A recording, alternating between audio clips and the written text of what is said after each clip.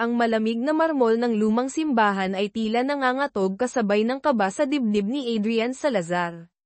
Suot ang pinakamamahaling barong na tila sumisigaw ng yaman at kapangyarihan, pinilit niyang pakalmeyan ang sarili.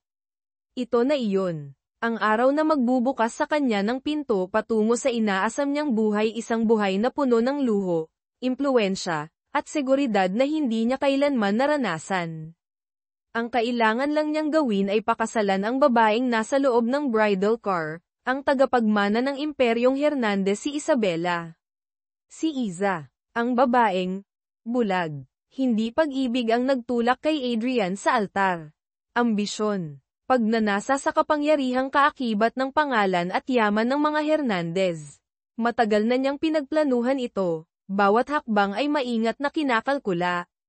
Ang paglapit sa pamilya, ang pagpapakita ng kunwaring pagtingin kay Iza, ang pagpapakumbaba sa harap ng matandang Hernandez na uhaw sa isang mapagkakatiwalaang tagapangalaga para sa nag-iisang anak. Perpekto ang lahat, maliban sa isang maliit na tinik na nagsisimulang tumusok sa kanyang konsensya. Pinagmasdan niya ang mga bisita, mga naglalakihang pangalan sa lipunan at negosyo, mga mukhang pamilyar sa mga pahayagan at magasin. Lahat sila ay saksi sa kasinungalingang kanyang itinatanghal. Ngumiti si Adrian, isang ngiting hindi umabot sa kanyang mga mata, habang iniisip ang kontratang pinirmahan niya kagabi, isang kasunduang prenuptial na sa unang tingin ay poprotekta kay Iza, ngunit sa katotohanan ay nagbibigay daan kay Adrian para pamahalaan ang malaking bahagi ng Hernandez assets kapag sila'y kasal na. Isang obra maestra ng panlilinlang. Tumugtog na ang organ. Bumukas ang malaking pinto ng simbahan. At doon, sa dulo ng pasilyo, nakatayo si Isabela.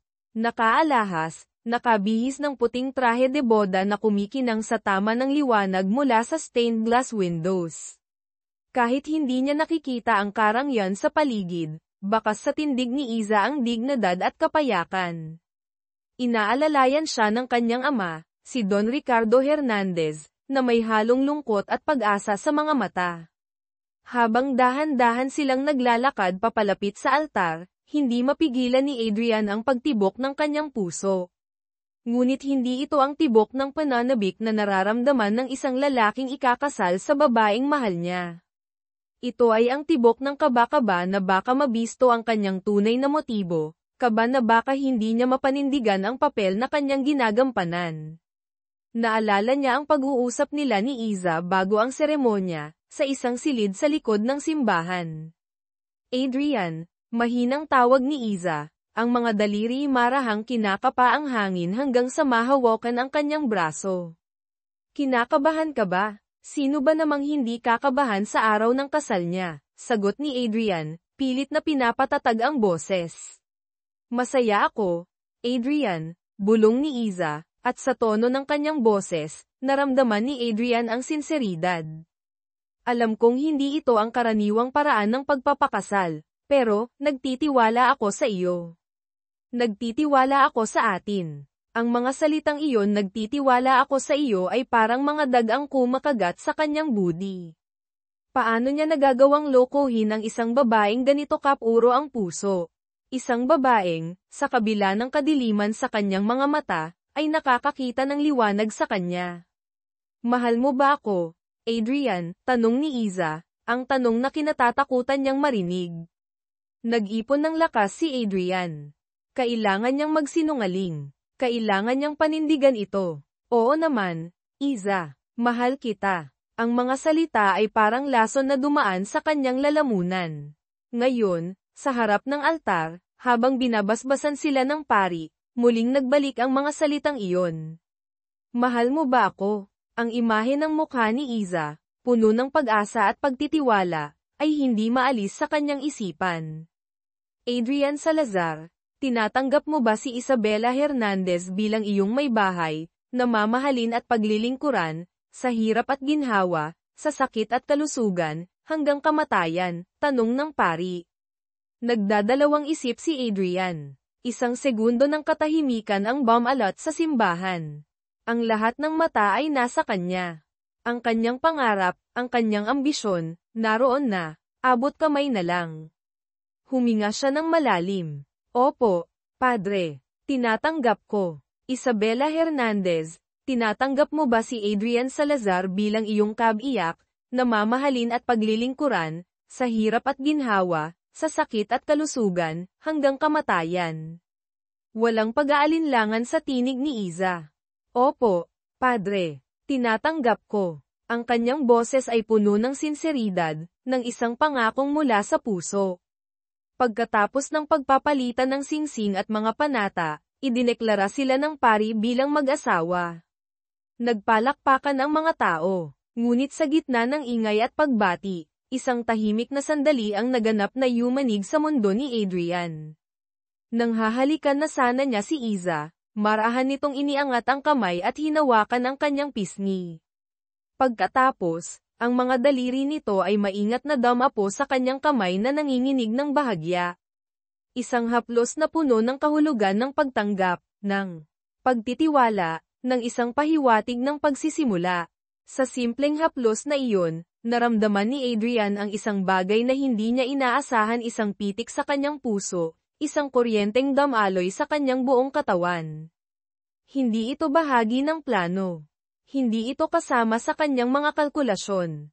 Ang init ng kamay ni Iza, ang sensiridad sa kanyang paghawak, ang bigat ng tiwalang ipinagkakaloob nito sa kanya, lahat ng iyon ay nagsanib upang lumikha ng isang kakaibang damdamin sa loob ni Adrian.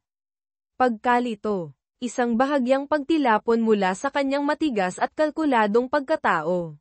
Sa unang pagkakataon mula nang simulan niya ang panlilinlang na ito, naramdaman ni Adrian ang bigat ng kanyang kasinungalingan, hindi dahil sa takot na mabisto kundi dahil sa bigat ng tiwalang ipinagkaloob sa kanya ng isang inosenteng kaluluwa.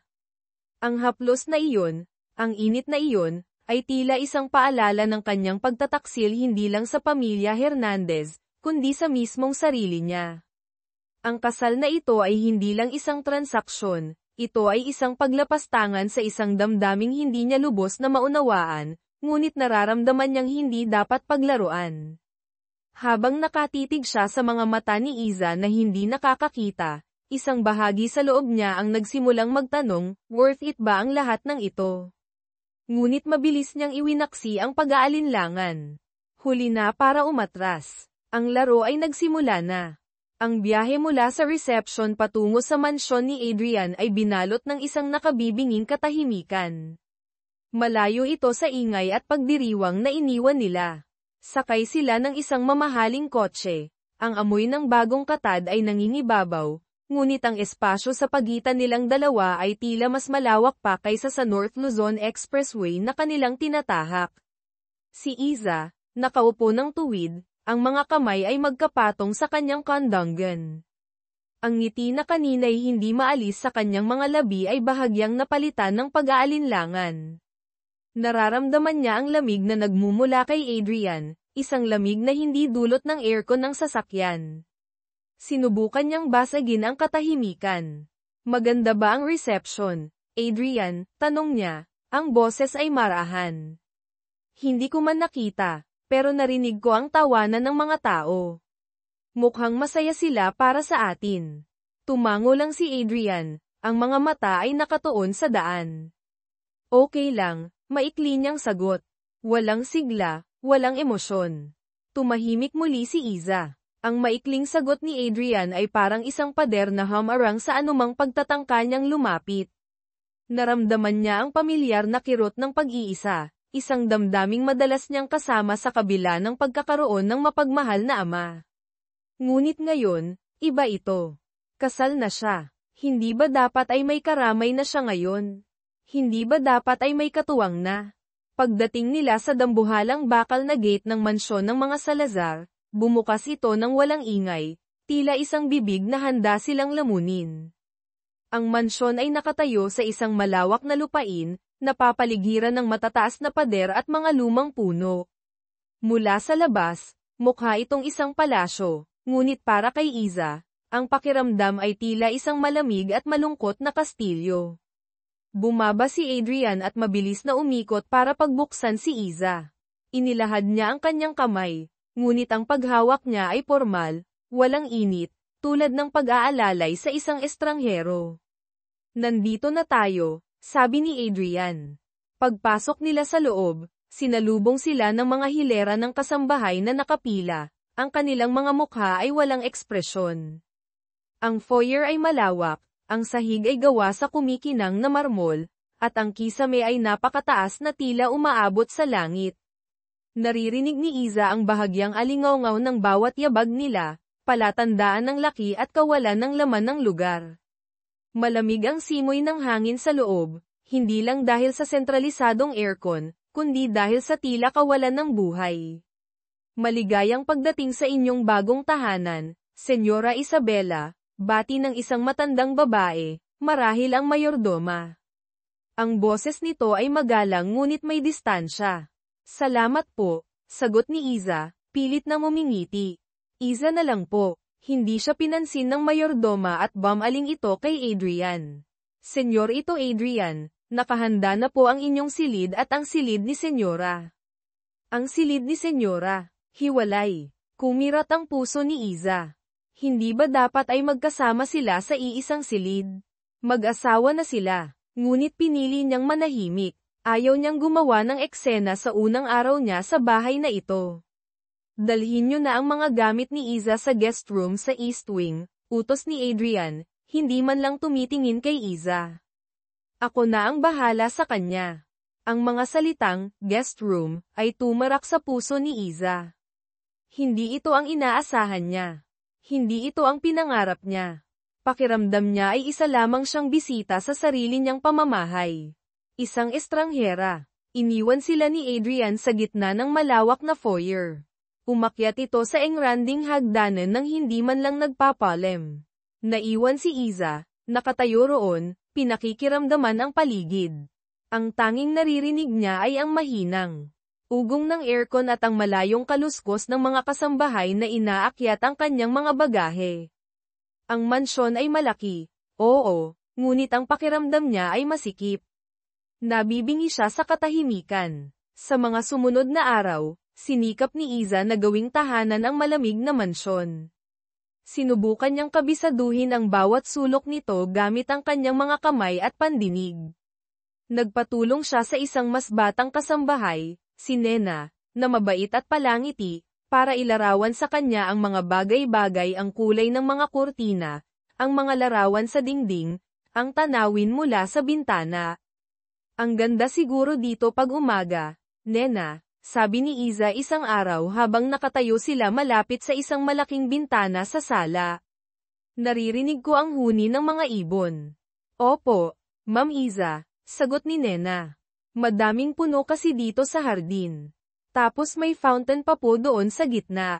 Pinipilit ni Iza na maging positibo.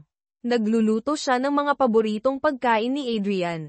Kahit na madalas ay hindi ito umuuwi para sa hapunan, o kung umuwi man ay tahimik lang na kumakain sa kabilang dulo ng mahabang lamesa. Nag-iiwan siya ng mga bulaklak sa vase sa sala, na pinipitas niya mula sa hardin sa tulong ni Nena, umaasang mapapansin ito ni Adrian. Ngunit ang lahat ng kanyang pagsisikap ay tila bumabangga lamang sa isang pader ng pagkawalang bahala. Si Adrian, sa kabilang banda, ay patuloy sa pag-iwas. Madalas siyang wala sa bahay, laging may meeting o business trip. Kapag nasa bahay naman, nagkukulong siya sa kanyang opisina o sa sarili niyang silid. Ang mga pagkikita nila ay limitado sa mga pasilyo o sa hapagkainan, at ang mga pag-uusap ay laging maikli at walang personal na koneksyon. Ngunit sa kabila ng kanyang pag-iwas, hindi maitatanggi ni Adrian na unti-unti siyang nasasanay sa presensya ni Iza.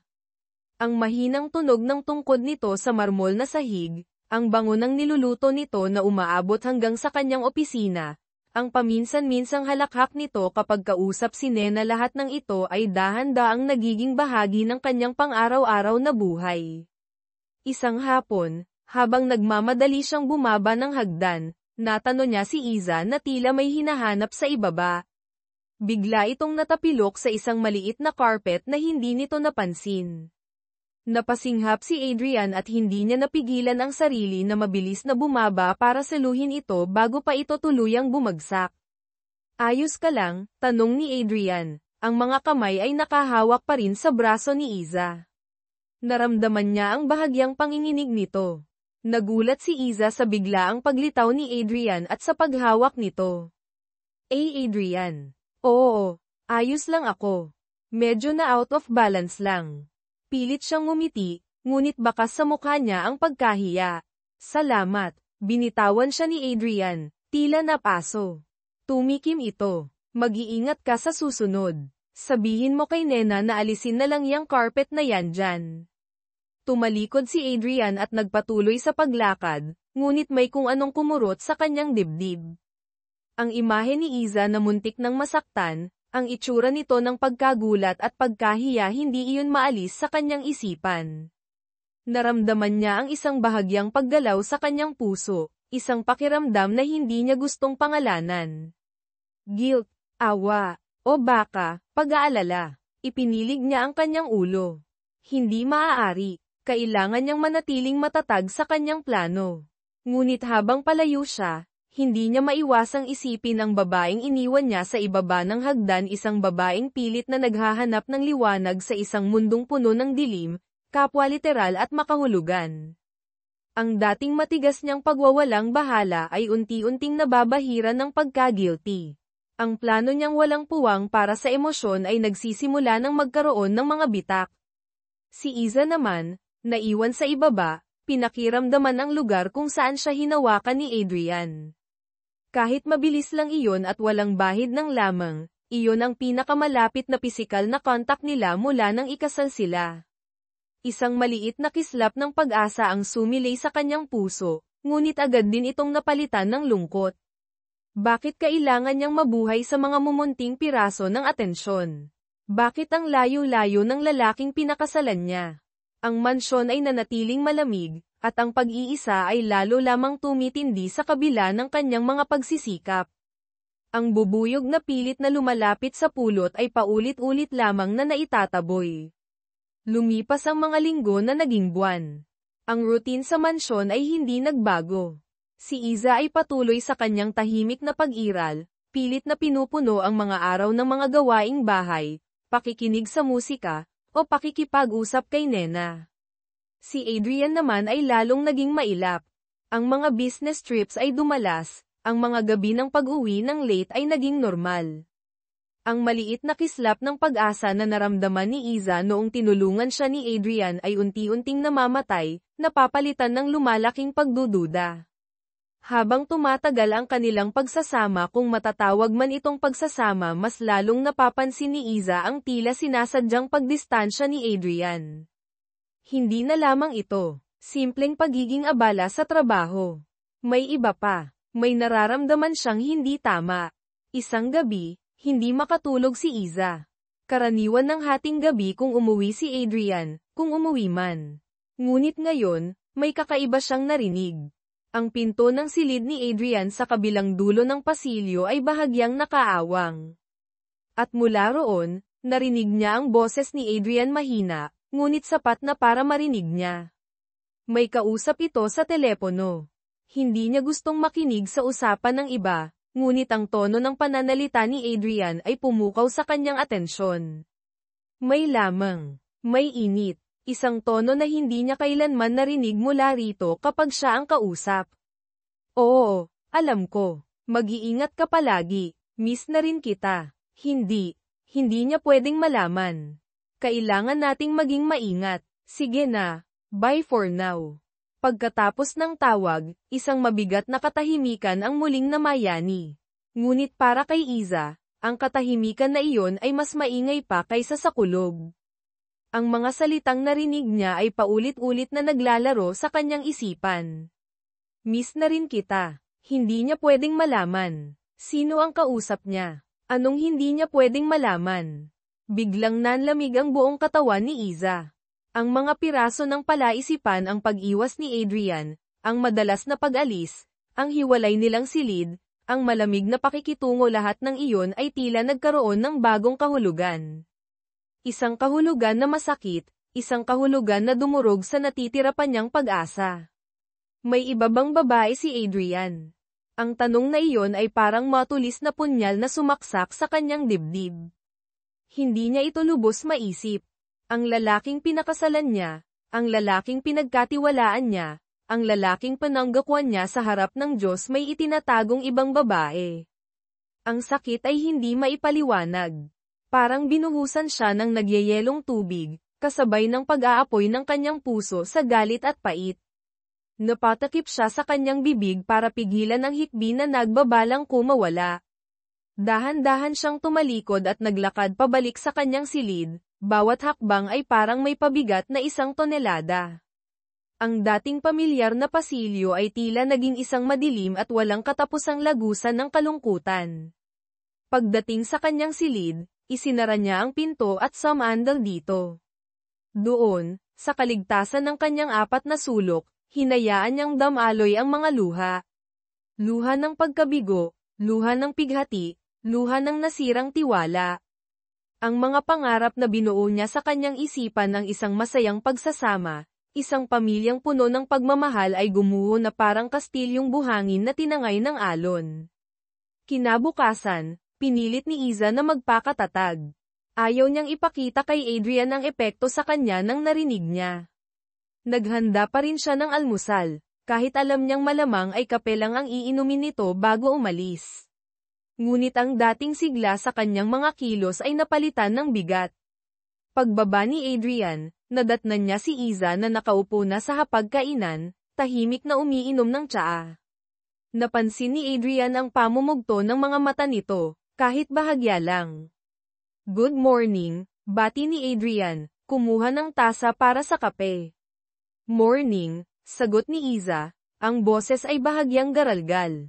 Hindi niya ito magawang tingnan, kahit alam niyang hindi naman nito makikita ang kanyang mga mata. Ang presensya lamang nito ay sapat na para maramdaman niyang muli ang sakit. Umupo si Adrian sa kabilang dulo ng mesa. Ang katahimikan sa pagitan nila ay mas mabigat kaysa dati. Tila may isang hindi nakikitang pader na mas lalong tumibe at tumaas. Hindi na natiis ni Iza. Kailangan niyang itanong, kahit hindi direkta.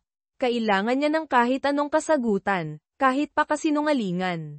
"Adrian," simula niya, pinipilit na maging kalmado ang boses. "Masaya ka ba?" Natigilan si Adrian sa pag-inom ng kape. Tumingin siya kay Iza, nagtataka sa biglaang tanong. "Anong klaseng tanong yan, Iza? Tinanong lang kita kung masaya ka, sa ating pagsasama." Pagpapatuloy ni Iza, ang huling mga salita ay halos pabulong na lang. May bahid ng pangarap na nabigo sa kanyang tono, isang pagsusumamo na sana'y may marinig siyang kahit kay titing na kasiguraduhan. Sumandal si Adrian sa kanyang upuan, ang mukha ay nagpakita ng bahagyang inis. "Ano bang gusto mong marinig, Iza? We're married.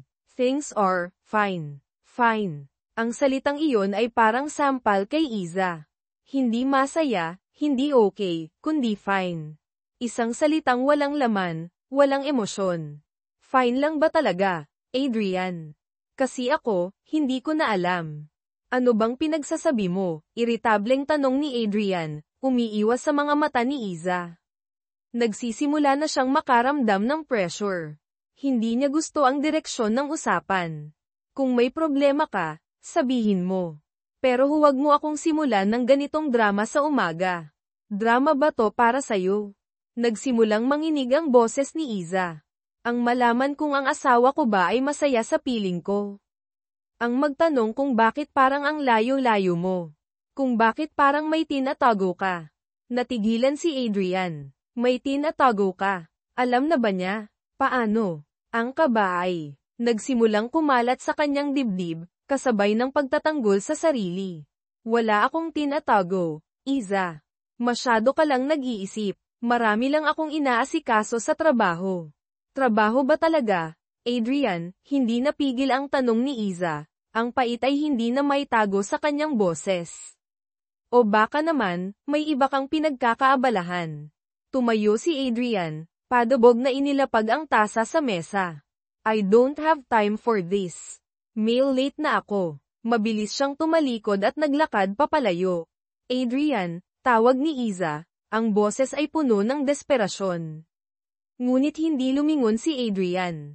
Nagpatuloy ito sa paglakad hanggang sa marinig na lang niya ang pagsara ng pinto. Naiwan si Iza sa hapagkainan, mag-isa. Ang mga luha na kanina pa niya pinipigilan ay muling bumuhos. Ang pagtanggi ni Adrian, ang pag-iwas nito, ang biglaang pagkairita, lahat ng iyon ay tila kumpirmasyon sa kanyang mga hinala. Ang unang lamat sa kanyang puso ay lumalim, nagiging isang malawak na bitak na unti-unting sumisira sa pundasyon ng kanilang pekeng pagsasama. Ang mga sumunod na araw ay naging mas mahirap para kay Iza. Ang dating pilit ng ngiti ay nawala na. Ang sigla ay napalitan ng pananamlay. Kahit si Nena ay napapansin ang pagbabago. Okay lang po ba kayo, Ma'am Iza? Nag-aalalang tanong ni Nena isang hapon habang tinutulungan siyang maglakad sa hardin. Parang ang lungkot niyo po nitong mga nakaraang araw. Pilit na ngumiti si Iza. Pagod lang siguro, Nena. Ngunit alam niyang hindi lang pagod iyon. Pagod na siyang umasa. Pagod na siyang masaktan. Ang tensyon sa pagitan nila ni Adrian ay halos nahihipo na. Ang mga pagkikita nila ay nagiging mas bihira at mas awkward. Kapag nagkakasalubong sila, mabilis na umiiwas ng tingin si Adrian o nagmamadaling umalis. Ang mga sagot nito sa mga tanong niya ay laging maikli at malamig. Wala nang pagtatangkang itago ang distansya.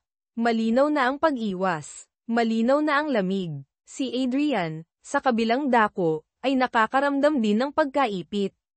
Ang pagiging mas mapaghanap ni Iza, ang mga tanong nito, ang kalungkutan sa mga mata nito, na napapansin niya kahit hindi ito tumitingin sa kanya, lahat iyon ay nagpapabigat sa kanyang konsensya.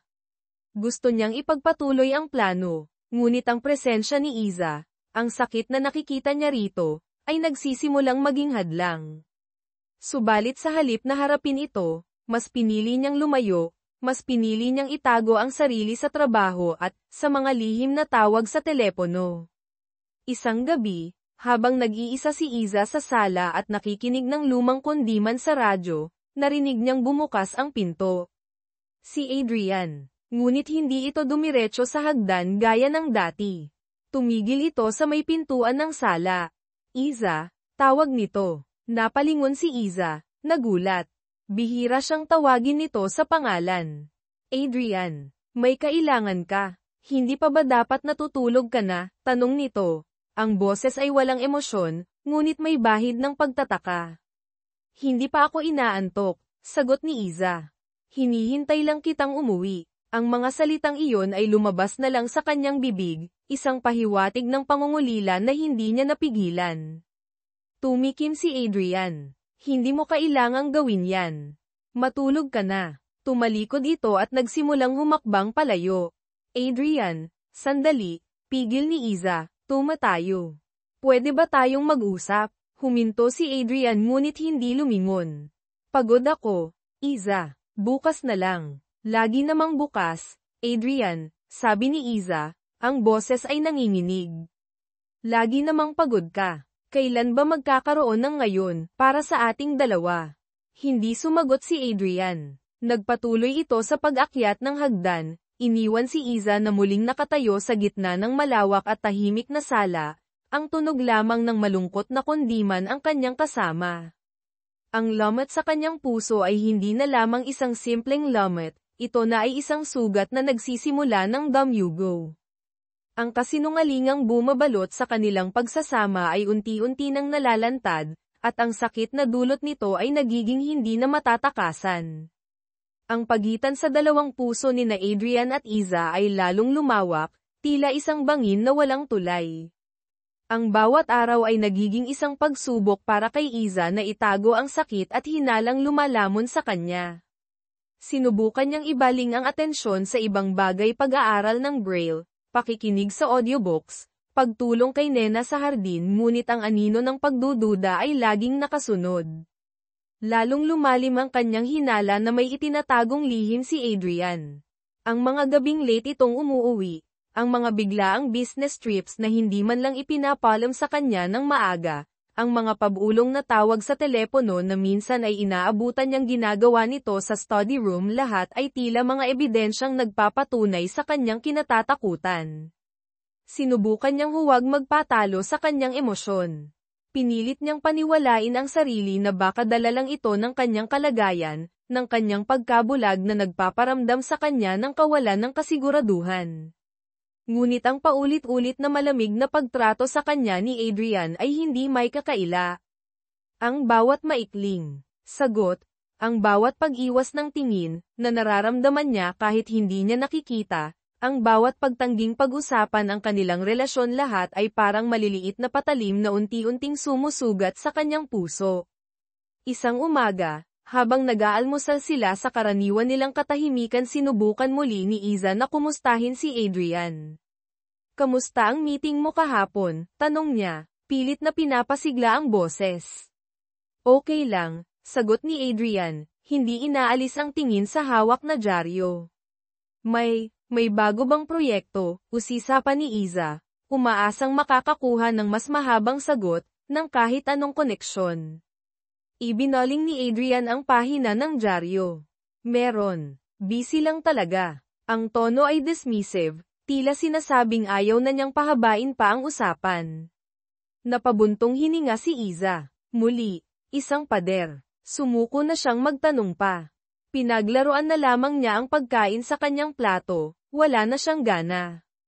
Ang dating pag-asa na baka magbago pa si Adrian, na baka isang araw ay makita nito ang halaga niya, ay unti-unti nang naglalaho. Maya-maya, tumunog ang cellphone ni Adrian. Mabilis niya itong sinagot. "Hello, yes, okay, I'll be there. Mga 30 minutes. Sige, bye." Napansin ni Iza ang pagbabago sa tono ni Adrian habang kausap nito ang nasa kabilang linya mas malumanay, hindi katulad ng pakikipag-usap nito sa kanya. Pagkatapos ng tawag, mabilis na tumayo si Adrian. "May kailangan lang akong puntahan," sabi nito, inaayos ang necktie. "Saan ka pupunta?" tanong ni Iza. "Basta. Importante," maikli niyang sagot, at nagmamadaling umalis, ni hindi man lang nagpaalam ng maayos. Naiwan si Iza, nakikinig sa papalayo nitong mga yapak. Sino ang kausap niya? Bakit kailangan niyang umalis agad? Ang mga tanong ay muling bumalik, kasama ang pamilyar na kirot sa kanyang dibdib. Sa kabila ng sakit, pinilit ni Iza na itago ito. Kapag kausap niya si Nena o ang kanyang ama sa telepono, nagpapanggap siyang masaya. Ayaw niyang mag-alala ang mga ito, lalo na ang kanyang ama na may sakit sa puso. "Okay ka lang ba dyan, anak?" tanong ni Don Ricardo isang araw sa telepono. "Si Adrian, inaalagaan ka bang mabuti?" "Opo, Papa," sagot ni Iza, pilit na pinapasaya ang boses. Okay na okay po kami dito. Busy lang po talaga si Adrian sa trabaho, pero mabait naman po siya sa akin." Isang kasinungalingang kinailangan niyang sabihin para protektahan ang ama, ngunit bawat salita ay parang tinik sa kanyang lalamunan. Pagkatapos ng tawag, hindi na niya napigilan ang pag-iyak. Ang bigat ng pagpapanggap, kasama ng tunay na sakit na nararamdaman niya, ay halos hindi na niya makayanan. Gaano katagal pa niya kayang magtiis? Gaano katagal pa siyang mabubuhay sa isang kasal na puno ng lamig at pagdududa? Isang gabi, nagising si Iza dahil sa malakas na kulog. May paparating na bagyo. Bumangon siya para isara ang bintana sa kanyang silid. Habang kinakapa niya ang trangka, narinig niyang bumukas ang pinto ng study room ni Adrian, nakatapat lamang halos ng kanyang silid sa kabilang dulo ng pasilyo. Pagkatapos ay narinig niya muli ang boses ni Adrian, kausap na naman ang kung sino sa telepono. Dahil sa lakas ng ulan at hangin sa labas, medyo nilakasan ni Adrian ang kanyang boses. At sa pagkakataong ito, mas malinaw ang narinig ni Iza. Hindi pa siya tulog.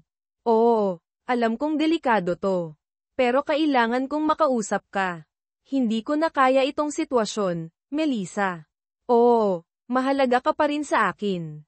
Kailan ba tayo pwedeng magkita ulit?" Sige. Tatawag ako bukas." Melissa. Ang pangalan ay umalingaw-ngaw sa isipan ni Iza.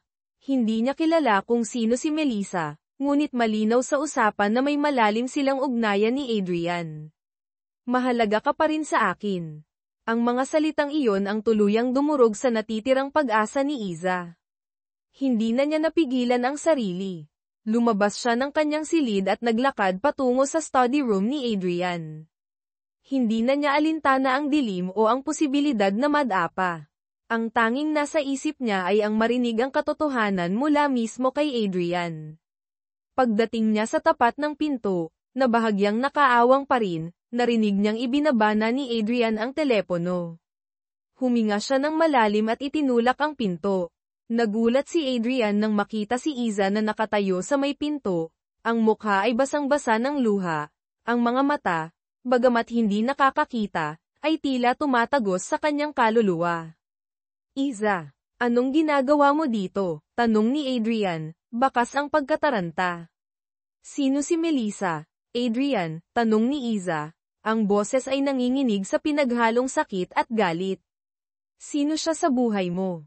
Ang pagitan sa kanilang mga puso ay naroon pa rin, ngunit sa sandaling iyon, ang pader ng pag-iwas at pagpapanggap ay nagsimulang gumuho, handa nang ibunyag ang masakit na katotohanang matagal nang itinatago. Ang tanong ni Iza ay parang bombang sumabog sa tahimik na study room. Ang pangalang, Melissa, na binigkas niya ay tumama kay Adrian nang walang palya. Natigilan siya, hindi alam kung paano tutugon. Ang pagkataranta ay napalitan ng pagtatanggol at pagkainis. Paano nalaman ni Iza? Gaano karami ang narinig nito? Anong pinagsasabi mo? Tanggi ni Adrian, pilit na pinapakalma ang sarili, kahit ang puso niya ay kumakaripas sa kaba. Wala akong kilalang Melissa na kasing importante ng iniisip mo. Huwag mo na akong lokohin, Adrian, sigaw ni Iza. Ang mga luha ay patuloy sa pag-agos. Narinig ko kayo. Narinig ko ang usapan nyo. Mahalaga ka pa rin sa akin. Kailan tayo pwedeng magkita? Ano yun, Adrian? Ano ang ibig sabihin noon? Ang bawat salita ni Iza ay puno ng sakit at akusasyon. Ang babaeng laging mahinahon at puno ng pag-unawa ay nawala, napalitan ng isang babaeng nasaktan, isang babaeng naghahanap ng katotohanan sa gitna ng mga kasinungalingan.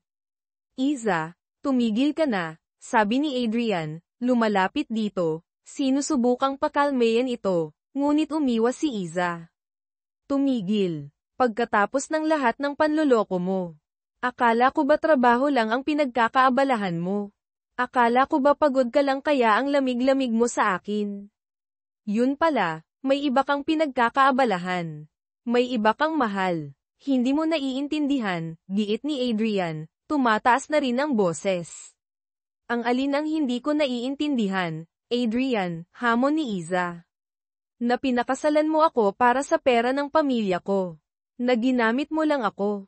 Na habang nagpapakatanga ako dito sa pag-aakalang may pag-asa pa ang pagsasama natin, ikaw naman ay nakikipag-usap at nakikipagkita sa ibang babae. Sabihin mo sa akin, Adrian.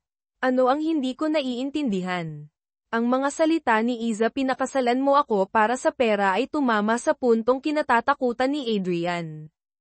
Hindi lang ang tungkol kay Melissa ang alam nito, kundi pati ang pinakaugat ng kanilang kasal. Napuno ng galit si Adrian, hindi lang kay Iza, kundi sa sarili niya dahil nahuli siya. Oo, sigaw ni Adrian, hindi na napigilan ang galit at frustrasyon. Oo, pinakasalan kita dahil sa pera. Dahil sa kapangyarihan. Dahil sawang-sawa na ako sa buhay na mahirap. Masaya ka na. Narinig mo na ang gusto mong marinig. Ang pag-amin ni Adrian ay parang isang malakas na sampal kay Iza. Kahit na may hinala na siya, iba pa rin ang sakit kapag narinig na niya mismo ang kumpirmasyon mula sa bibig ng lalaking pinakasalan niya. Nanlambot ang kanyang mga tuhod. Napahawak siya sa hamba ng pinto para suportahan ang sarili. Ang sakit ay napakalalim, napakabigat.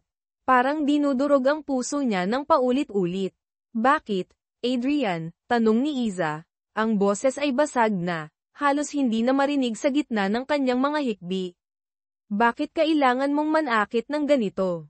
Bakit ako? Nakita ni Adrian ang labis na sakit sa mukha ni Iza.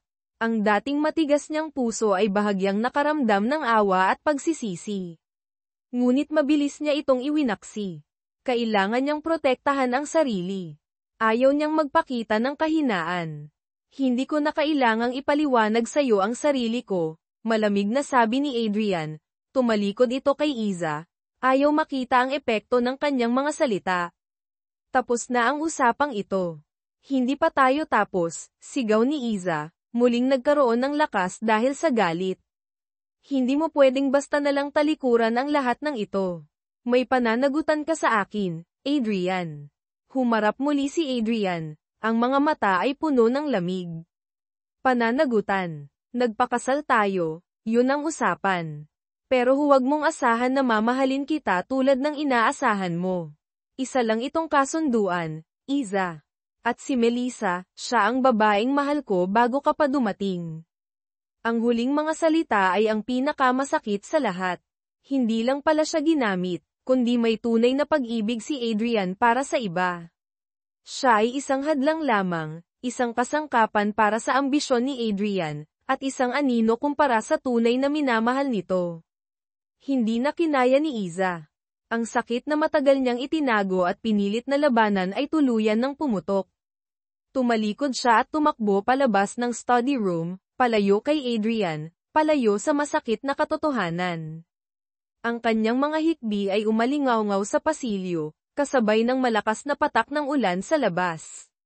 Pumasok siya sa kanyang silid at isinara ang pinto ng malakas.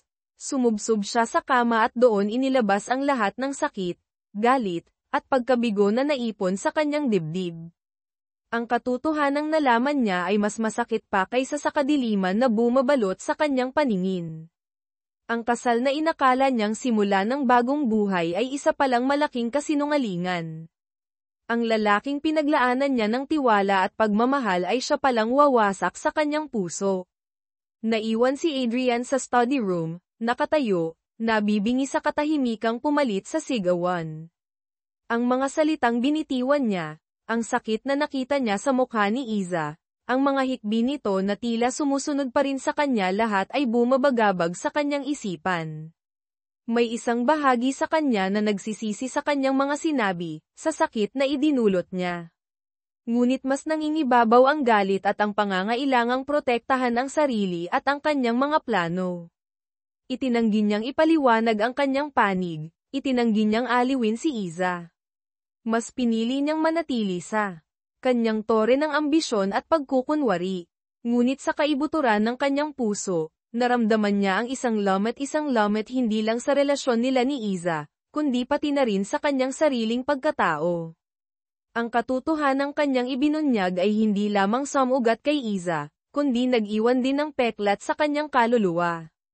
Ang mga sumunod na araw matapos ang pagtatalo ay binalot ng isang mabigat at hindi mapapasukang katahimikan. Si Iza ay nagkulong lamang sa kanyang silid. Si Nena na lamang ang pinapapasok niya para maghatid ng pagkain, na madalas ay hindi rin niya ginagalaw. Ang dating sigla sa kanyang mukha ay tuluyang nawala, napalitan ng pamumutla at malalim na kalungkutan.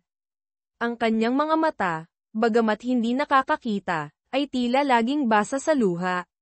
Si Adrian naman ay pilit na ibinaling ang sarili sa trabaho. Umiiwas siyang mapunta sa bahagi ng mansyon kung nasaan ang silid ni Iza.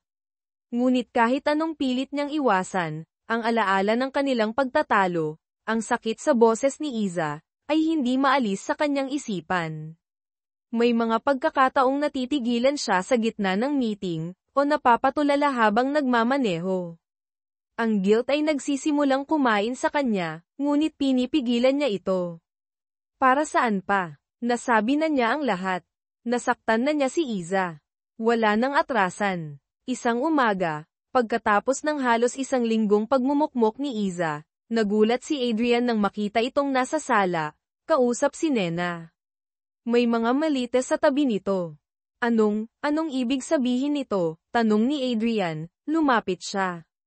Tumingin si Iza sa direksyon ng boses ni Adrian, ang mukha ay kalmado ngunit walang emosyon. Isang klase ng kapayapaan na nakamit matapos ang isang matinding bagyo. Aalis na ako, Adrian. Natigilan si Adrian. Aalis. Saan ka pupunta? Hindi na mahalaga kung saan, sagot ni Iza. Ang mahalaga, aalis na ako dito. Sa pamamahay na ito na puno ng kasinungalingan. Hindi ka pwedeng umalis, Iza, giit ni Adrian, lumakas ang boses. Hindi dahil sa pag-aalala, kundi dahil sa takot na masira ang kanyang mga plano. Ang pag-alis ni Iza ay mangangahulugan ng eskandalo, ng pagkasira ng imahe niya sa pamilya Hernandez at sa lipunan. Hindi ganyan kadali yun. Kasal tayo. Isang mapait na ngiti ang sumilay sa labi ni Iza. Kasal. Isang pekeng kasal, Adrian. Isang kasunduan na ako lang ang hindi nakakaalam ng tunay na termino. Natapos na ang kasunduang iyon para sa akin. Pero Iza, sinubukang lumapit ni Adrian, ngunit umatras si Iza. Huwag mo na akong pigilan, Adrian, mahinahon ngunit matigas na sabi ni Iza.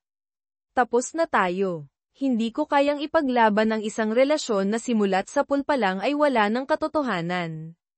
Masakit, oo, sobrang sakit, pero mas masakit kung mananatili pa ako dito, araw-araw na ipapaalala sa akin ang panloloko mo.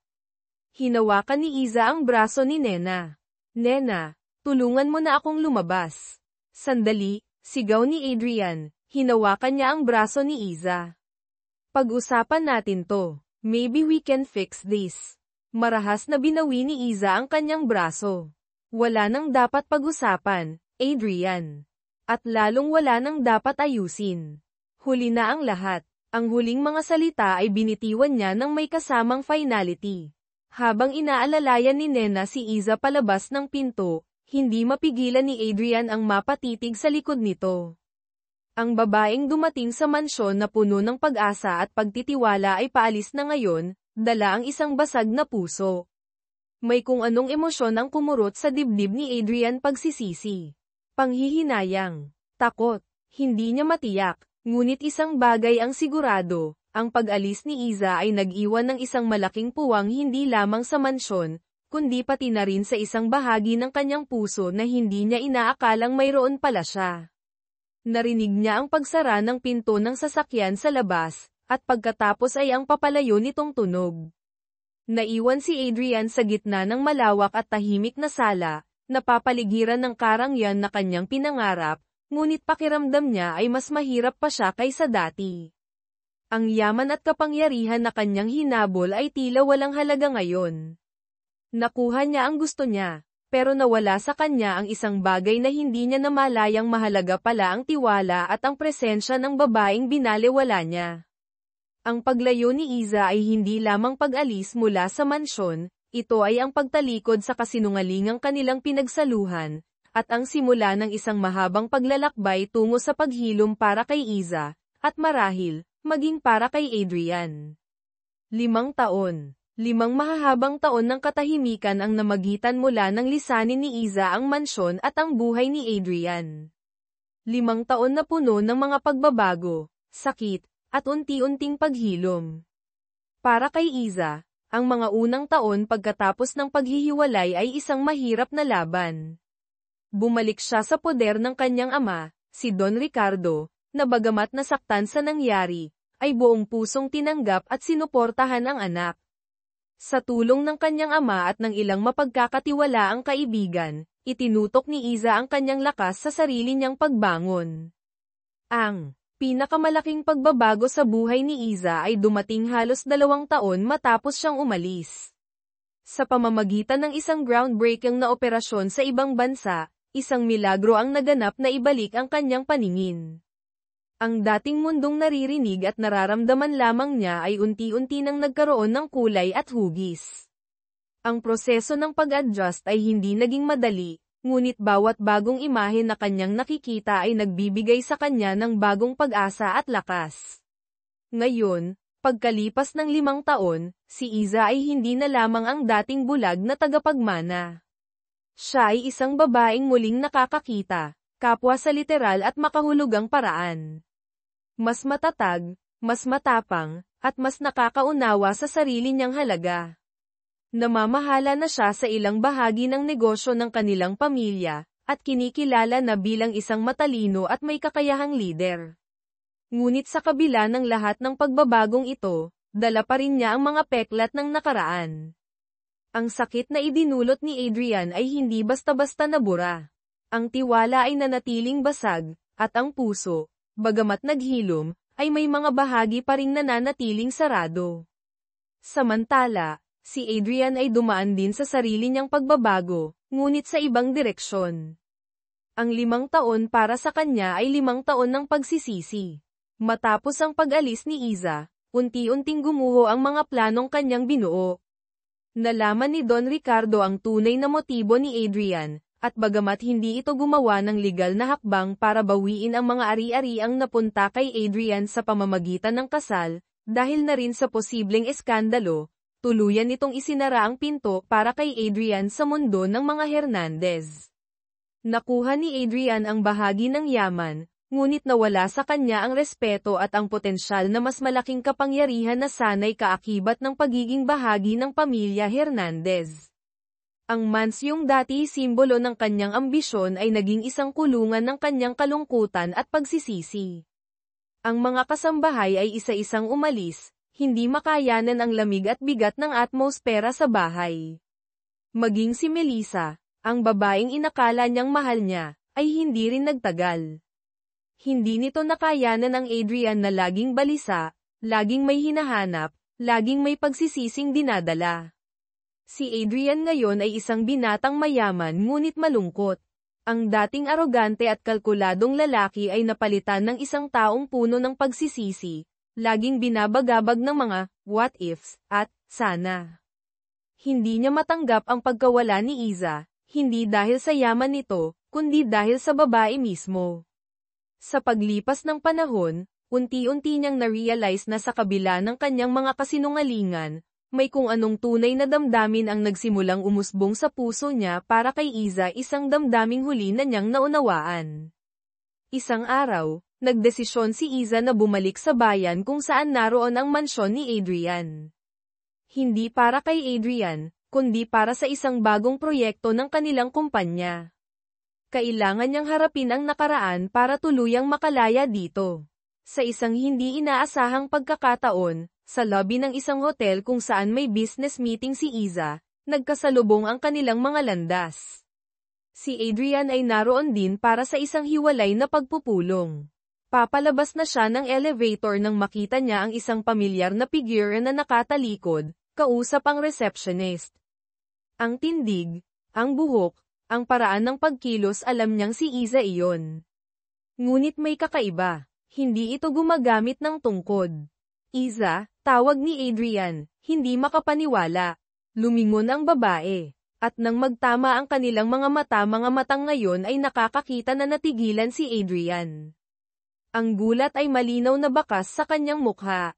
Hindi lamang dahil nakikita na ni Iza, kundi dahil sa lakas at kumpiyansang bumabalot dito ngayon. Ang dating maamong mukha ay mayroon ng bahid ng katatagan at, marahil, ng distansya.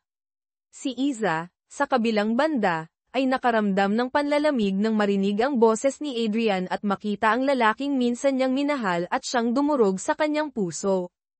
Ang mga alaala ng sakit ay bumalik, ngunit hindi na siya ang dating Iza na madaling masaktan. Tumayo siya ng tuwid, ang mga mata ay diretso at walang takot na nakipagsalubong sa tingin ni Adrian. Adrian, bati niya, ang boses ay kalmado at kontrolado. Hindi makapagsalita si Adrian. Ang gulat sa pagbabago kay Iza ang kanyang paningin, ang kanyang aura ay napakalaki. Parang ibang tao ang nasa harap niya. Ang babaeng iniwan niya 5 taon na ang nakalilipas ay nagbalik, hindi na bilang isang biktima, kundi bilang isang taong buo at malakas. Ang katahimikan ng 5 taon ay biglang nabasag, at ang kanilang muling pagkikita ay nagbukas ng isang bagong kabanata, isang kabanatang puno ng mga hindi pa nasasagot na tanong at mga damdaming maaaring muling mabuhay o tuluyan ng mabaon sa limot.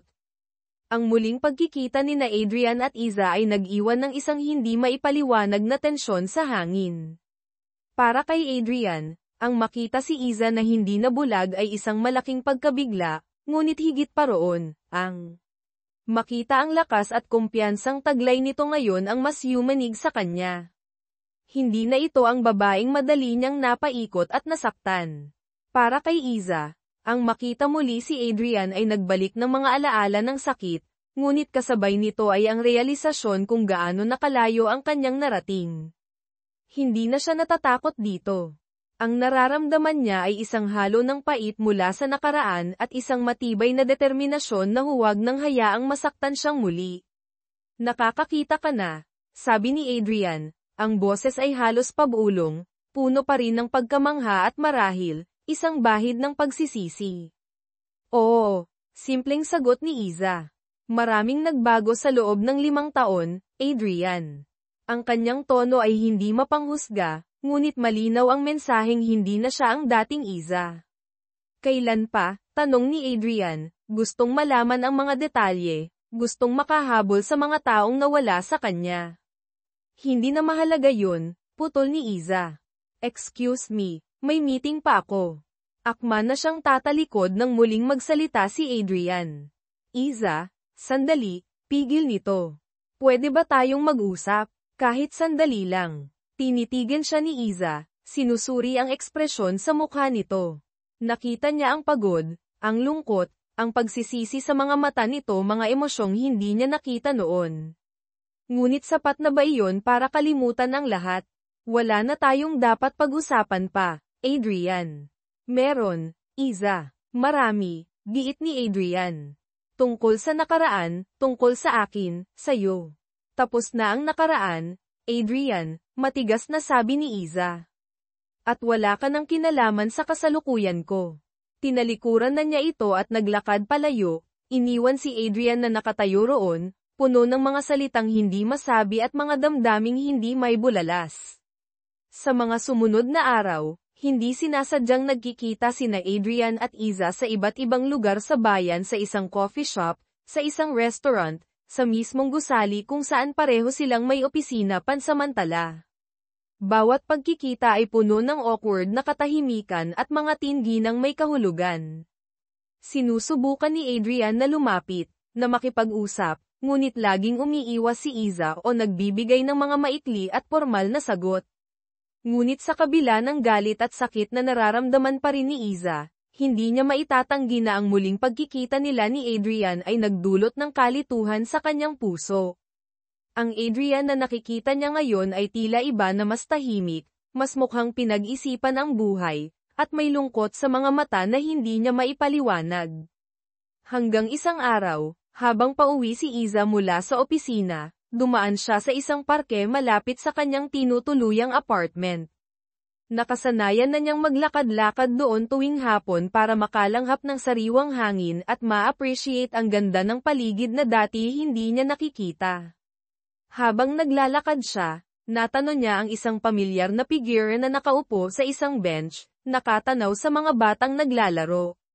Si Adrian. Ngunit hindi ito nag-iisa. May kasama itong isang maliit na bata, isang batang lalaki na tansya niya ay nasa 4 na taong gulang, na masayang naglalaro ng bola malapit dito. Natigilan si Iza. Sino ang batang iyon? Anak ni Adrian. Kay Melissa. Isang kirot ang muling naramdaman niya. Ngunit habang pinagmamasdan niya ang bata mula sa malayo, may napansin siyang kakaiba. Ang paraan ng pagngiti ng bata, ang hugis ng mga mata nito kapag tumatawa, ang ilang kilos nito, lahat ay tila pamilyar. Napakabilis ng tibok ng puso ni Iza. Imposible. Hindi maaari. Dahan-dahan siyang lumapit, nagtatago sa likod ng isang malaking puno. Pinagmasdan niyang mabuti ang bata. At pagkatapos ay si Adrian. Ang mga mata ni Adrian ay nakatuon sa bata, puno ng isang emosyon na hindi pa nakikita ni Iza mula rito, isang malambot na pagtingin, halos puno ng pagkamangha at lungkot. Biglang tinawag ng bata si Adrian. Tito Adrian, saluhin mo, sigaw nito, sabay hagis ng bola. Tito Adrian, hindi pala nito anak. Nakahinga ng maluwag si Iza, ngunit ang kuryosidad ay nanatili. Kaninong anak ang batang iyon at bakit kasama ito ni Adrian? Lumapit pa si Iza ng kaunti, sapat para marinig ang usapan nila. Ang galing mo naman, Leo, sabi ni Adrian, nasalo ang bola at ibinalik ito sa bata. Manang-mana ka sa. Natigilan si Adrian, tila may naalala, at napalitan ng lungkot ang kanyang ngiti. Sino po? Tito Adrian, tanong ng batang si Leo, lumapit ito kay Adrian. Ngumiti si Adrian, isang pilit ng ngiti. Wala, Lucky. Sabi ko, ang galing mong maglaro. Sa sandaling iyon, napatingin si Leo sa direksyon kung nasaan si Iza. Nagtama ang kanilang mga mata. Nginitian ni Iza ang bata. At ang bata, sa halip na mailang, ay ngumiti pabalik isang ngiti na parang eksaktong kopya ng ngiti ni Iza. Nanlamig ang buong katawan ni Iza. Ang mga mata ng bata, ang ngiti, hindi siya pwedeng magkamali. May parte sa batang iyon na refleksyon niya. Biglang tumakbo si Leo papalapit kay Iza. Hello po, sino po kayo? Tanong nito, ang mga mata ay puno ng inosenteng kuryosidad. Hindi makapagsalita si Iza. Nakatitig lamang siya sa bata.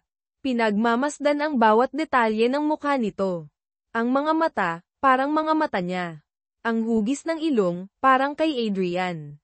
Leo, bumalik ka dito. Tawag ni Adrian, tumayo ito at mabilis na lumapit. Nang makita niya si Iza, natigilan siya. Iza, sino ang batang ito? Adrian, tanong ni Iza. Ang boses ay nanginginig, hindi sa galit, kundi sa pagkabigla at sa nagsisimulang pagbuo ng isang hindi kapani-paniwalang katotohanan sa kanyang isipan. Nag-iwas ng tingin si Adrian. Hindi siya makasagot. Sino siya?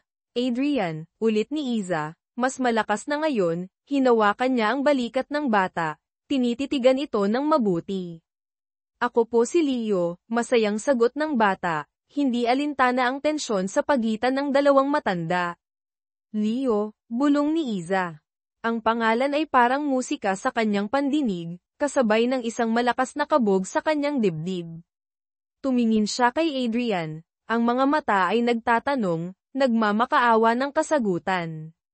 Adrian, anak ba natin siya? Hindi pa rin makasagot si Adrian. Ang katahimikan niya ay parang isang malakas na kumpirmasyon. Biglang dumating ang isang babae, si Nena, ang dati nilang kasambahay. Leo, halika na, hinahanap ka na ng lola mo, tawag nito sa bata. Nang makita niya sina Iza at Adrian na magkasama, natigilan din siya. Ma'am Iza, Sir Adrian. Nena, gulat na tanong ni Iza.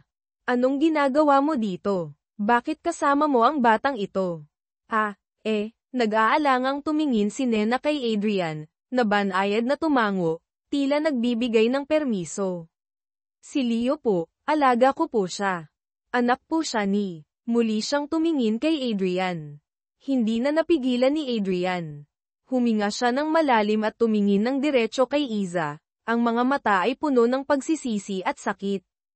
Oo, Iza. Anak natin si Leo. Ang mga salitang iyon ay tumama kay Iza ng buong bigat. Anak nila. May anak sila ni Adrian. Isang batang nabuo sa kabila ng mga kasinungalingan at sakit. Isang batang hindi niya kailanman nakilala. Isang batang ipinag-gate sa kanya. Naramdaman ni Iza ang galit na muling umakyat sa kanyang dibdib, mas matindi kaysa dati. Galit kay Adrian sa paglilihim nito. Galit sa tadhana sa pagiging mapaglaro nito. Galit sa sarili niya dahil hindi niya naramdaman, hindi niya nalaman. Bakit hindi mo sinabi? Sigaw ni Iza. Ang mga luha ay muling bumuhos, ngunit ngayon ay luha ng galit.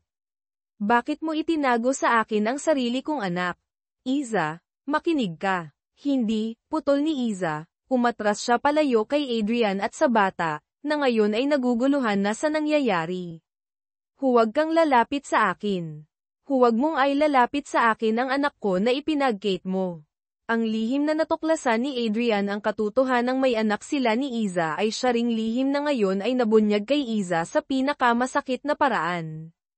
Ang galit at sakit na akala niya ay naghilom na ay muling bumukas, mas malalim at mas sariwa. Ang pagkikita ni Adrian at ng kanyang anak ay nangyari na. Ngunit ang pagtanggi ni Iza na hayaang lumapit si Adrian o kahit siya mismo sa bata ay nagpapakita ng isang bagong pader na mas mahirap pang give-in kaysa sa mga nauna. Ngunit sa kabila ng galit ni Iza, nakita ni Adrian sa mga mata nito ang determinasyon, hindi lang determinasyong protektahan ang sarili, kundi determinasyong ipaglaban ang nawalang panahon kasama ang kanyang anak. At si Adrian, sa gitna ng kanyang pagkakasala, ay naramdaman din ang isang bagong determinasyon ang ipaglaban muli ang pamilyang winasak niya, kahit alam niyang napakahirap nitong muling buuin. Ang pagkatuklas sa lihim ay hindi ang katapusan ng kanilang kwento, kundi ang simula ng isang mas komplikado at mas emosyonal na paglalakbay tungo sa posibleng kapatawaran, paghilom, at muling pagbuo ng isang pamilya. Ang hangin sa parke ay tila mas bumigat, kasabay ng mga revelasyong nagpabago sa takbo ng buhay ni Naiza at Adrian. Si Leo, ang munting anghel na hindi alam ang bigat ng sitwasyong kanyang napasukan, ay nagpalipat-lipat ng tingin mula sa umiiyak niyang ina, na ngayon lang niya nakilala, patungo sa nag-aalalang si Tito Adrian at sa nalilitong si Yaya Nena. Umalis ka, Adrian. Huwag kang lalapit, paulit-ulit na sigaw ni Iza. Ang bawat salita ay tila patalim na humihiwa hindi lang kay Adrian kundi pati na rin sa sarili niyang puso. Ang makita ang kanyang anak sa unang pagkakataon ay dapat sanang isang masayang sandali, ngunit nabahiran ito ng pait ng nakaraan at ng galit sa kasalukuyan. Iza, please, hayaan mo akong magpaliwanag, pakiusap ni Adrian. Ang boses ay puno ng desperasyon. Gusto niyang lumapit, gusto niyang yakapin si Iza, gusto niyang sabihin kung gaano siya nagsisisi, ngunit ang galit sa mga mata ni Iza ay parang isang pader na hindi niya kayang tibagin. Magpaliwanag, tumawa si Iza ng mapait. Anong paliwanag ang sapat para sa 5 taon na ipinag-gate mo sa akin ang sarili kong anak? 5 taon, Adrian. Alam mo ba kung ano ang pakiramdam na mabuhay na hindi ko man lang alam na may isang bahagi pala ng pagkatao ko na humihinga at nabubuhay sa mundong ito? Natakot ako, Iza, mahinang sabi ni Adrian, ang mga balikat ay napakibit sa bigat ng kanyang pag-amin. Natakot akong malaman mo. Natakot akong baka lalo kang magalit. Natakot akong baka kunin mo siya sa akin. Kukunin. Karapatan ko siya, Adrian. Karapatan kong malaman. Karapatan kong makasama siya, lalong tumindi ang galit ni Iza. At ikaw, Nena, bilang niya sa dating kasambahay, na ngayon ay yumuko na lamang, hindi makatingin. Alam mo pala ang lahat. Bakit hindi mo sinabi sa akin? Patawad po, Ma'am Iza, naiiyak na sabi ni Nena. Utos po ni Sir Adrian, at naawa rin po ako sa kanya noon. Lalo na po kay Leo. Napailing si Iza, hindi makapaniwala sa mga naririnig. Ang mga taong pinagkatiwalaan niya ay siya palang naglihim sa kanya ng pinakamahalagang katotohanan ng kanyang buhay. Mama, bakit po kayo umiiyak? Tanong ni Leo, lumapit ito kay Iza at hinawakan ang kamay nito. Ang simpleng pagtawag na, Mama, at ang maliit na kamay na humawak sa kanya ay nagpaguho sa natitirang depensa ni Iza. Napaluhod siya at niyakap ng mahigpit ang bata, ang mga hikbi ay hindi na mapigilan. Anak, anak ko, paulit-ulit niyang bulong habang hinahaplos ang buhok ni Leo. Ang pakiramdam na yakap niya ang kanyang anak sa unang pagkakataon ay lumamon sa lahat ng galit at sakit, kahit pansamantala lamang. Pinagmasdan ni Adrian ang eksena, ang puso niya ay pinipiga. Nakita niya ang pagmamahal sa mga mata ni Iza para kay Leo. Isang pagmamahal na kailanman ay hindi niya dapat ipinag-gate dito. Nakita rin niya ang sakit ng isang inang ngayon lang nayakap ang anak. Tumayo si Iza, hila-hila si Leo. Tumingin siya kay Adrian, ang mga mata ay puno pa rin ng luha ngunit mayroon ng bagong determinasyon. Huwag kang susunod sa amin, Adrian. Huwag kang lalapit kay Leo. Bigyan mo kami ng panahon. Iza, please. Adrian, pakiusap ni Iza, ang boses ay pagod na. Kung may natitira ka pang respeto sa akin, kahit kay titing na lang, ibigay mo muna sa amin ito. Walang nagawa si Adrian kundi tumango. Pinagmasdan niya sina Iza at Nena na papalayo, kasama si Leo na lumingon pa sa kanya nang may pagtataka bago tuluyang magpatianod sa kanyang ina. Naiwan siyang mag-isa sa parke. Dala ang bigat ng kanyang mga kasalanan at ang manipis na sinulid ng pag-asa na sanay hindi pa huli ang lahat. Ang mga sumunod na linggo ay naging isang emosyonal na roller coaster para kay Iza. Ang pagkakatuklas kay Leo ay nagdulot sa kanya ng ligayang hindi niya pa naramdaman kailanman. Bawat araw na kasama niya ang anak ang pagtuturo dito ng mga bagay-bagay, ang pakikinig sa mga kwento nito, ang simpleng pagyakap dito bago matulog ay tila pumupuno sa 5 taong nawala. Sa tulong ni Nena, na pinatawad na niya kalaunan dahil naunawaan niyang naipit lamang ito sa sitwasyon, at dahil na rin sa pagmamahal nito kay Leo, unti-unti niyang nakikilala ang kanyang anak. Ngunit kasabay ng ligaya ay ang patuloy na galit at sama ng loob kay Adrian. Paano niya mapapatawad ang lalaking nagkait sa kanya ng mga unang ngiti, unang salita, at unang mga hakbang ng kanyang anak? Paano niya muling pagkakatiwalaan ang taong minsan nang dumurog sa kanyang puso? Si Adrian naman ay sumunod sa hiling ni Iza. Nagbigay siya ng espasyo. Hindi siya lumapit, hindi siya tumawag. Ngunit hindi ibig sabihin noon ay sumuko na siya. Araw-araw, dumadaan siya sa tapat ng apartment ni Iza, umaasang masilayan man lang ito o si Leo mula sa malayo. Nakikipag-ugnayan siya kay Nena para kumustahin ang mag-ina. Tinitiyak na hindi sila nagkukulang sa anumang pangangailangan, kahit patago. Ipinagtapat niya ang lahat sa kanyang mga magulang. Ang kanyang ina, na dati kasabwat niya sa pagpapakasal kay Iza para sa yaman, ay nagpakita ng hindi inaasahang pagsisisi at suporta.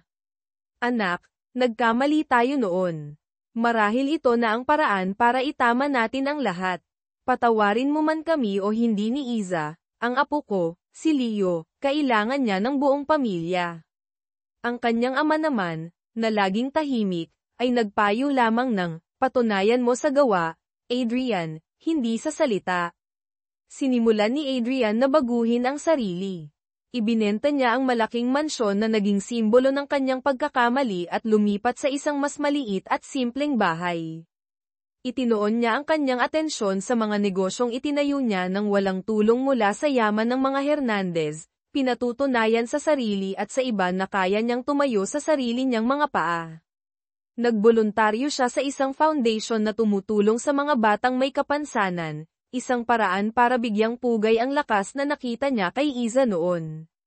Isang araw, habang nasa parke sina Iza at Leo, nagulat si Iza nang makita si Adrian nakausap ang ilang organizer ng isang charity event para sa mga batang bulag. Hindi ito lumapit sa kanila, ngunit nagtama ang kanilang mga mata. Nakita ni Iza ang sinseridad sa ginagawa ni Adrian, isang bagay na hindi niya inaasahan. May kung anong kumurot sa kanyang puso, hindi nagalit, kundi isang maliit na paghanga.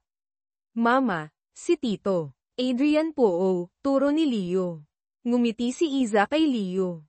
Oo, anak, nakikita ko. Nang papalapit na sila para umuwi, lumapit si Adrian, ngunit may distansya pa rin. Iza, tawag nito. Huminto si Iza. Adrian, kamusta ka? Kamusta si Leo? Tanong nito. Ang mga mata ay nasa bata, puno ng pagmamahal at pangungulila. Okay lang kami, sagot ni Iza. Gusto ko lang sanang mag-sorry ulit, sabi ni Adrian, ang boses ay mababa at puno ng sinseridad. Alam kong hindi sapat ang sorry, pero wala akong ibang masabi. Nagsisisi ako, Iza, sa lahat ng nagawa ko. Tinitigan ni Iza si Adrian. Nakita niya ang pagbabago dito hindi lang sa panlabas na anyo, kundi pati sa tindig at sa mga mata. May bahid pa rin ng lungkot. Ngunit mayroon na ring kapayapaan at determinasyon. Alam ko, Adrian, mahinang sagot ni Iza. Sa unang pagkakataon, naramdaman niyang totoo ang sinasabi nito. Pwede ko bang dalawin si Leo minsan? Tanong ni Adrian, puno ng pag-asa. Kahit sandali lang. Kahit kasama ka. Gusto ko lang siyang makilala ng husto. Nag-alinlangan si Iza. Ang sugat ay naroon pa rin. Ang takot na masaktan muli ay hindi pa nawawala. Ngunit nakita niya ang pananabik sa mga mata ni Adrian, at higit sa lahat, nakita niya ang pangangailangan ni Leo para sa isang ama. Pag-iisipan ko, Adrian, sabi ni Iza. Hindi pa ito isang oo, ngunit hindi na rin ito isang matigas na hindi. Isang maliit na pagbukas ng pinto. Ngumiti si Adrian, isang tunay ng ngiti na ngayon lang ulit nakita ni Iza. Salamat, Iza. Maghihintay ako. Ang paglalakbay tungo sa kapatawaran at paghilom ay mahaba at paikot-ikot. Marami pang pagsubok na kailangang harapin. Kailangang patunayan ni Adrian na karapat-dapat siya sa pangalawang pagkakataon, hindi lamang bilang ama ni Leo, kundi bilang isang tao na natutong magmahal ng totoo. Kailangang matutunan ni Iza na magpatawad, hindi lamang para kay Adrian, kundi para na rin sa sarili niyang kapayapaan at para sa kapakanan ng kanilang anak. Hindi na muling maibabalik ang nakaraan.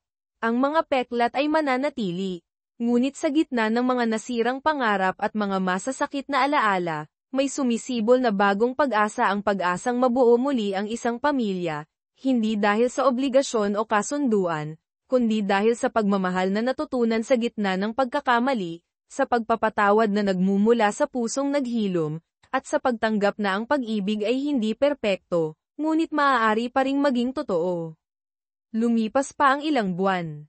Ang dating malaking espasyo sa pagitan ni Adrian at Iza ay unti-unting lumiliit, hindi dahil sa madali ang paglimot, kundi dahil sa piniling mga hakbang tungo sa pag-unawa. Tinupad ni Iza ang kanyang sinabi. Pinayagan niyang dalawin ni Adrian si Leo, sa simula ay sa parke lamang, kasama siya o si Nena.